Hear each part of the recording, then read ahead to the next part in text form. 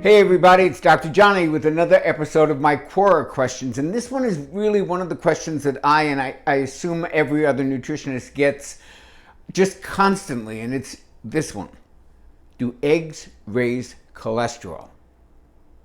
So the simple answer, the quick answer, if you want to get off this video right now, is no, they don't. And there hasn't been a single study ever that shows that eating eggs raises your cholesterol. There was one study back in the 50s where they used this oxidized egg powder, and it's irrelevant.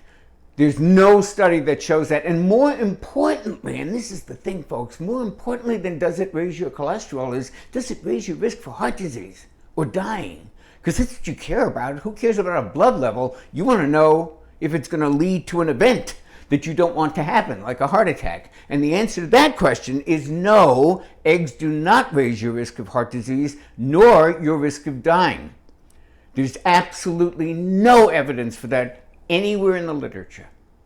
Now, the slightly longer and probably more relevant answer is to talk about the premise of the question. I cringe when people ask me, and they ask it all the time, about how to lower their cholesterol with diet. Because to me, it's like rearranging the chairs on the deck of the Titanic. The cholesterol test, as you and I know it, classified into these two gross categories of good and bad, is like the flip phone of tests. It's antiquated. It's 1960s medicine. It doesn't tell us anything. It doesn't predict anything. And worrying about it is worrying about the wrong things. We do have really good 21st century cholesterol tests, and they're available, and all of the labs give them. And those tests we can manipulate with diet. Those are looking at the markers we care about. But to class everything into like good and bad is just antiquated. It's the wrong target. So I'm not happy about talking about strategies for lowering cholesterol with diet, because I don't think it's what we should be worried about. But if you are worried about it, if your doctor is insisting your cholesterol is too high and you want to look at ways of lowering it, I'll tell you what raises it. Stress. Bad diet. And by that I do not mean high fat. I mean junk food, processed food, lack of sleep. I mean, these are the things, these lifestyle choices have a very profound effect on those blood markers, and I'll tell you how I know that.